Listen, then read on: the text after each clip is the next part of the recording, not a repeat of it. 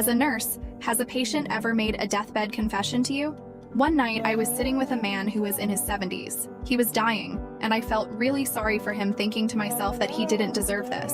Bizarrely, no one came to see him, not even his kids. He also had a scar on his left hand where his own son had once stabbed him.